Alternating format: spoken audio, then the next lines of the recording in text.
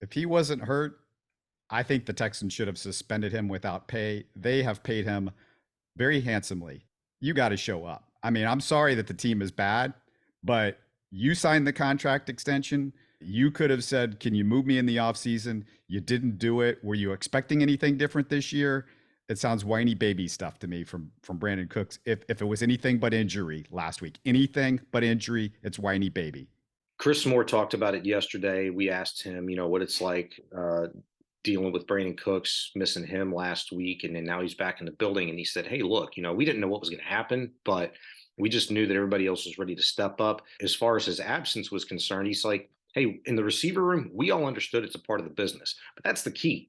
In the receiver room, you got a lot of veterans in there. And look, Nico's not considered a veteran. He's a second-year player, but he understands the business after being in the league for a little bit, especially being in a room with guys like Chris Moore and Tyron Johnson, Tyler Johnson, Philip Dorsett, guys that have kind of come and gone. So, I mean, they got it, but my biggest concern was just like the overall look and feel of the team. You got a lot of young guys in that locker room, whether it's drafted, undrafted. It's about setting an example. And I almost think that I don't know this, but I think that probably Lovie Smith played a little bit of peacemaker in the situation and extended some grace to that of Brandon Cooks, and just of hopes that he's able to fan the flames a little bit, get him back in the building, just kind of calm the waters a bit. I think it's going to be really interesting to see who Brandon Cooks, by the way, is still the team leader in targets, receptions, and yards through almost 10 weeks of the season. And that's with a depleted role from this year from last year when he caught a career high 90 passes. I And think it's with a going to be lot of really drops too, which by with a the lot of way, drops. you Targeted not showing up 134 after you not performing is not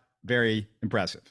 targeted 134 times last year, 90 catches, still a career high. But I think it's going to be really interesting to see how he factors into the offensive game plan over the course of the next month, as it seems like Davis Mills is trying to really figure out some chemistry with other receivers on this team and just become, as best he possibly can in this situation, a more complete quarterback, more well-rounded guy. You're listening to Houston Sports Talk.